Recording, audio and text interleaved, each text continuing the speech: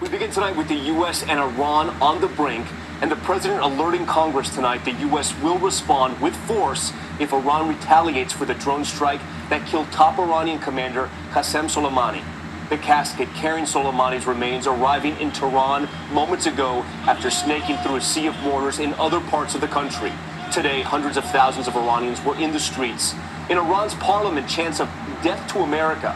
Tehran vowing swift revenge on American soil and announcing they will no longer abide by the uranium enrichment limits in the 2015 nuclear deal, a move which could put Iran on course to accumulate enough fuel for an atomic bomb.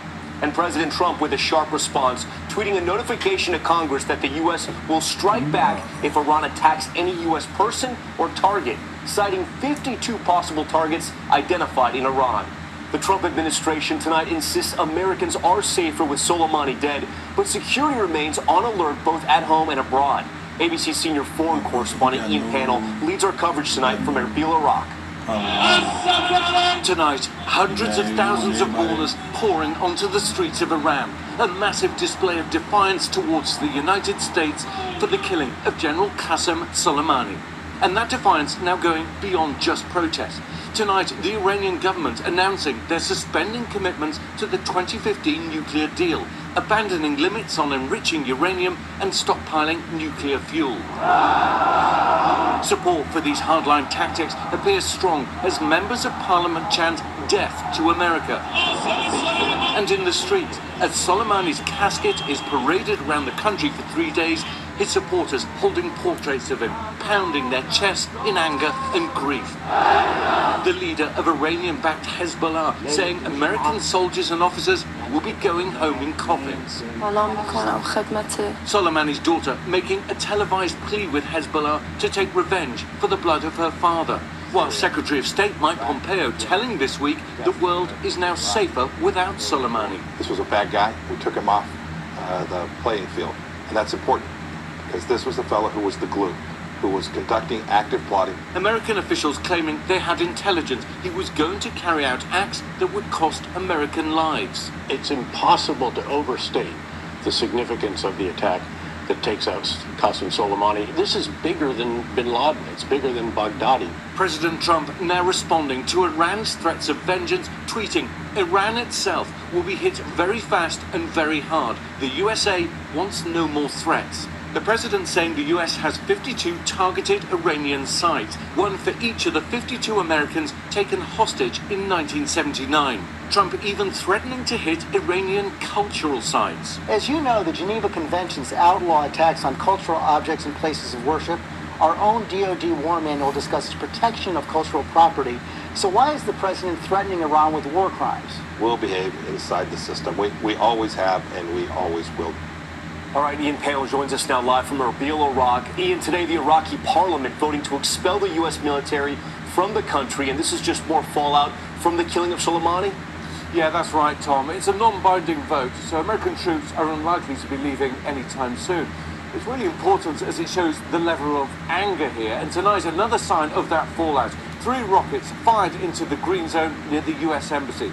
No injuries reported, but the question tonight is how far this will escalate. Tom? Ian Pannell on the ground for us there in Iraq. Ian, thank you. Hi, everyone. Right, and this is a description, because if you've seen that video, you've seen, you know, hey, the nations are pissed, man, you killed their commander, and this is, scripture I just want to bring out. It says, this is Matthew 24:6, because a lot of people think that a lot of the wars is going to start, it's going to be World War III, but it's not yet. We already know we're waiting for the chip. This is Matthew 24:6. It says, and ye shall hear of wars and rumors of wars. See that ye be not troubled, for all these things must come to pass, but the end is not yet. Right? So the end is not yet, because you see these, you see the men in Iran chanting death to America. We still wait for some other prophecies, man. Okay, the destruction is not yet, man. We wait for the mass chipping. Okay, I mean, you see the video, you see how much he so-called was loved amongst his people, but that could be just a show of the country. Just, you know, that they got a lot of people on deck, but not, you know, really it doesn't matter, because all that matters is the Most High is controlling these strings, man. He controlling everything. He mustered the host of the battle, man. Because Esau's about to get taken off the planet. You know, verse 7, it says, "A nation shall arise against nation," because this America gonna rise against the other nations, right? It says a kingdom against kingdom, right? These kingdoms shall go against each kingdom, and there shall be famine and pestilences and earthquakes in diverse places. And those going to be major earthquakes. Is going to be what? Those nuclear destructions. All right, and that's going to be because of what? You know, the Most High said it's going to happen. All right, all these things are the beginning of sorrows, so, for real. So everything is not going to be destroyed, even though it's going to be pestilence and earthquakes. You know, and kingdom going to be against kingdom and nation against nation, right? You know, he's talking about race wars, or he's talking about whole kingdoms, man. And they, okay, so I'm going to try one more. Let's see, 24 and 56. Because these things are prophesied, man.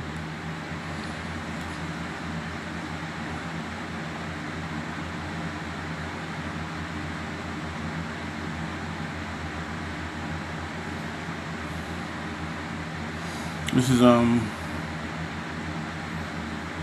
Matthew 24, and I'm going to say 54.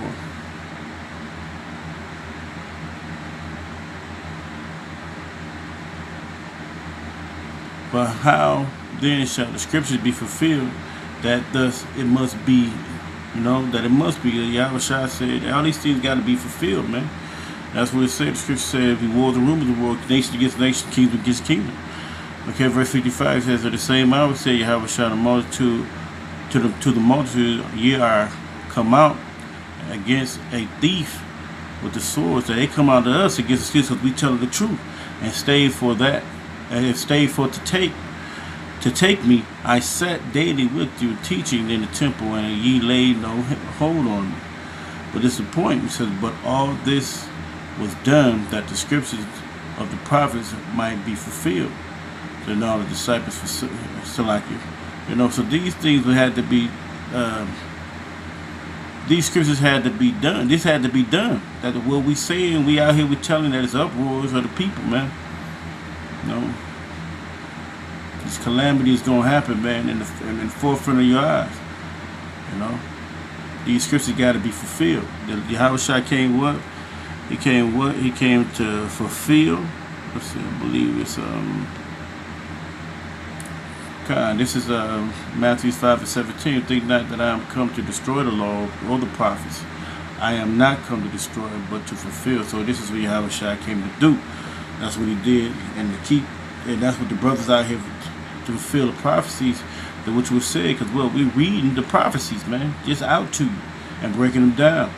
These are just little small things right now. Wars and rumors of wars. But wait till it really get big, man. These could be the spark. It could be the heat that light the wick. That's trying to light the wick. But we all know Russia got to get in everything, and these nations not get all tough because they're tough because they know they got back. Okay, so hey, the Most High, hey, all this coming from the Bible. I don't know what the world think. We're just prophets that's relaying the message, man. Angels. You know, and that's through the spirit of Yahweh Shema Shai. We can't worry about what anybody think of us.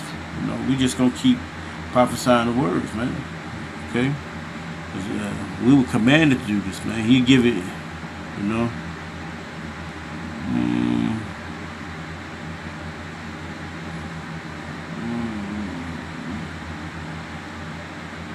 Trying this.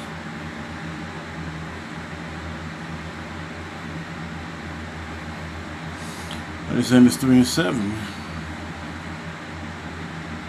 It says, surely the Lord, Yahweh Shema Shai, will do nothing, but he reveals his secret unto his servants the prophet, and that's what we're doing, man. We're prophesying the day that's to come. And we, you know, like now, we just basically reporters, angelic reporters, reporting these things, man. I mean, spiritual. You know, if you don't get it, you don't get it, man. This is not for you to get it if you don't get it. In the name of Yahweh Shem Shah, you know, we're going to keep on doing this message. We're laying, telling you about things that you don't even think is significant. You think it's insignificant. But we're publishing the words of Yahweh Shem Shah. And through that, you know, these words are being spoken into the brethren that understand. So these secrets are being revealed even if you don't care. Lord Yahweh Shem Shah is showing you what he's talking about in the scriptures. The scriptures are clear to the men of the Lord. You know? So basically, hey, so with them, all praise to Yahweh Shem Shah, peace, salutation, shalom.